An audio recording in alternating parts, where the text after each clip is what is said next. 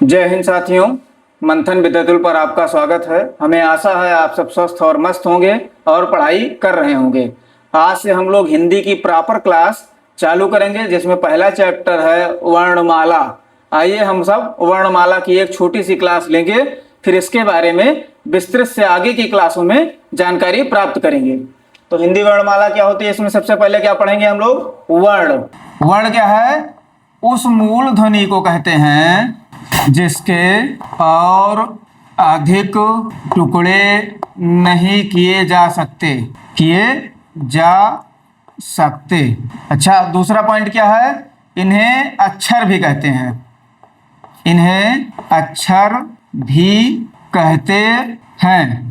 एक पॉइंट और क्या है इसे? यह भाषा की सबसे छोटी इकाई है। यह भाषा की सबसे छोटी इकाई है। तो वर्ण क्या होता है? उस मूल ध्वनि को कहते हैं जिसके और अधिक टुकड़े नहीं किए जा सकते हैं। इन्हें अक्षर भी कहा जाता है। यह भाषा की सबसे छोटी इकाई है। तो वर्ण के बाद क्या आएगा? वर्णमाला। वर्णमाला क्या होता है? वर्णों के व्यवस्थित समूह को क्या कहते हैं? वर्णों के व्यवस्थित समूह को वर्णमाला कहते हैं। फिर अगला पॉइंट क्या है? यह मानक हिंदी में इनकी संख्या कितनी होती है? 52। मानक हिंदी में इनकी संख्या कितनी होती है? 52। अच्छा, हिंदी वर्णमाला किस लिपि में लिखी रहती है? देवनागरी लिपि में लिखी रहती है। देवनागरी लिपि में लिखी रहती है। अच्छा, फिर आएंगे हम आगे। हिंदी वर्णमाला को कितने भागों में बांटा गया है? हिंदी वर्णमाला को कितने भागों में बांटा गया है? तो हिंदी वर्णमाला को 2 भागों में बांटा गया है। 2 भागों में बांटा गया है।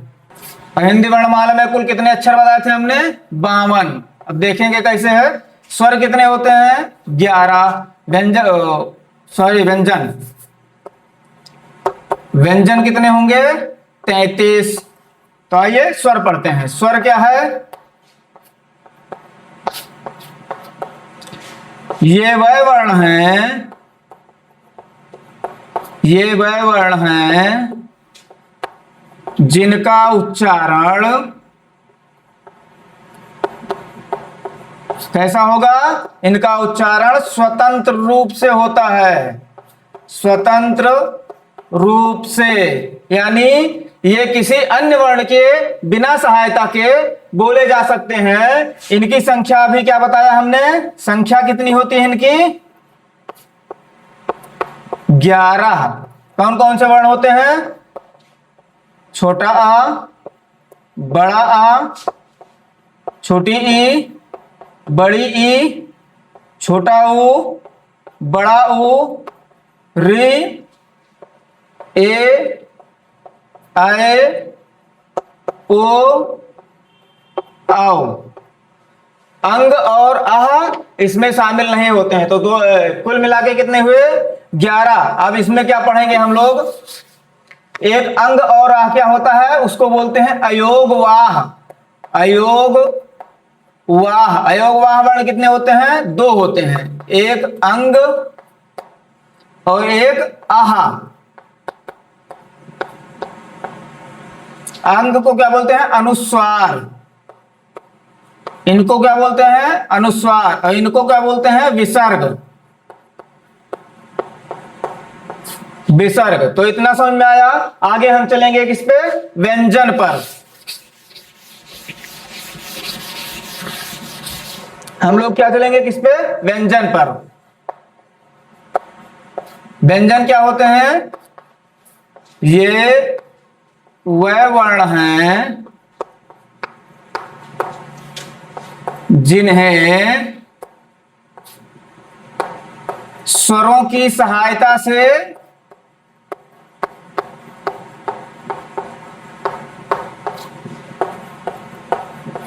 बोला जाता है।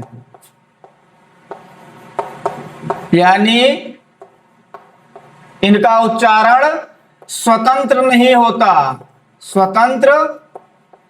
होता है। क्या नहीं होता है? उच्चारण इनका उच्चारण स्वतंत्र नहीं होता है। और इनकी कुल संख्या कितनी होती है? कुल संख्या इनकी होती है 33। इन्हें वर्गों में बांटा जाता है, वर्गों में बांटा जाता है। आइए हम देखेंगे कौन कौन से वर्गों में बांटा जाता है। कौन कौन से वर्गों में व्यंजन को बांटा जाता है? पहला है का वर्ग,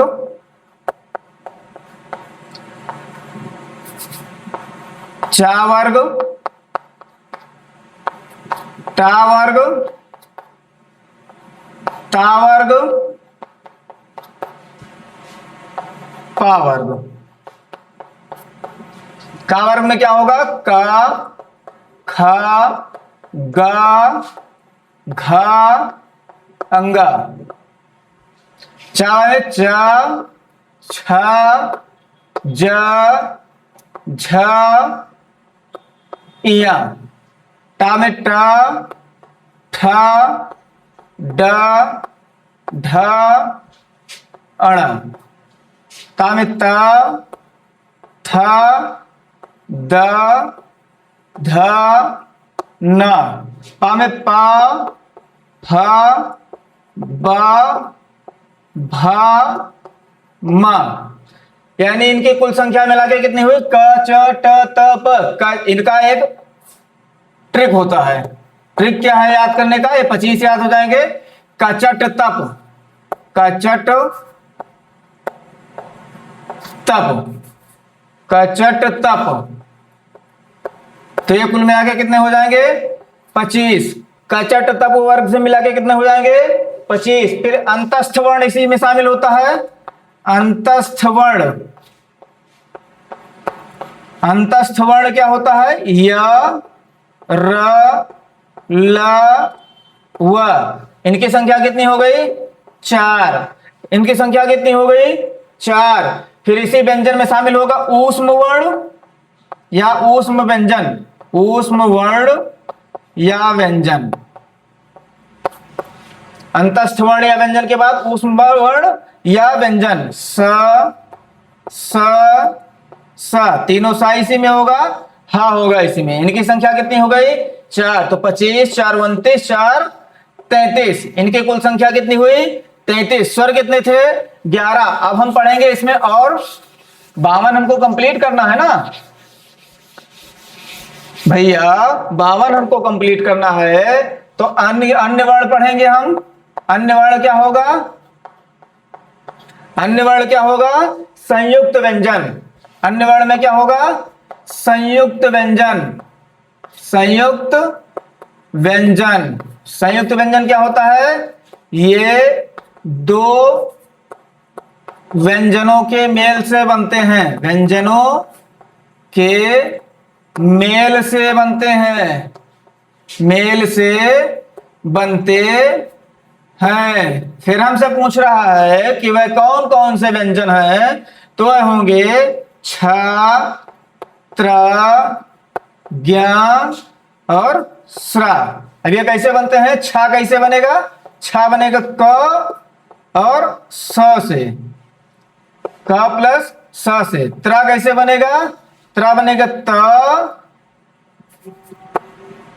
त प्लस र से। ज्ञा कैसे बनेगा? ज प्लस इया से। स्रा कैसे बनेगा? स प्लस र से। तो इस प्रकार संयुक्त व्यंजन चार होते हैं जो दो वर्णों के, दो व्यंजनों के मेल से बनते हैं। फिर इनके बाद होता है अन्य वर्ण में, इनके बाद होता है द्विगुण या उच्छिष्ट व्यंजन। द्विगुण या उत्क्षिप्त व्यंजन। उत्क्षिप्त, द्विगुण या उत्क्षिप्त में क्या होंगे? ये दो होते हैं, दो होते हैं। जैसे एक अड़ा और एक ढ़ा, एक अड़ा और एक ढ़ा। तो हम इस प्रकार पढ़े कि वर्णमाला में कितने अक्षर होते हैं? 52। तो हम कैसे जानेंगे? स्वर कितने थे? स्वर थे 11। व्यंजन कितने थे? 33। अयोगवाह, अयोगवाह कितने थे? अयोगवाह थे 2। संयुक्त कितने थे? 4। द्विगुण कितने थे? 2। तो 3 1 4, 4 2 6, 6 4 10, 10 2 12 के 2, 3 और 1 4 और 1 हासिल 5। कुल मिला के कितने वर्ड हुए? वर्णमाला। मैंने कोशिश की कि आपको छोटी सी क्लास में पूरी वर्णमाला पढ़ा दी जाए और आपको अच्छे तरीके से समझा दिया जाए, कुछ नए तरीके से समझा दिया जाए आपको। मेरी कोशिश कितनी अच्छी रही आप लोग हमें जरूर बताइएगा, और वीडियो को ज्यादा से ज्यादा देखिएगा, शेयर कीजिएगा, लाइक कीजिएगा, कमेंट कीजिएगा। हम लोग अगली बार कोशिश करेंगे कि और अच्छे से और नई जानकारी के साथ नए तरीके से आपको नई क्लास करवाएं। आज से सीरीज चली है हिंदी सब्जेक्ट की। आज पहली क्लास थी हिंदी वर्णमाला। हिंदी वर्णमाला में और अभी बहुत सारी जानकारियां हैं। मैं हिंदी आपको पूरी कंप्लीट पढ़ाऊंगा। आज पहली क्लास थी। आप लोग इसे बहुत सारा प्यार दें और चैनल को सब्सक्राइब करें। जय हिंद।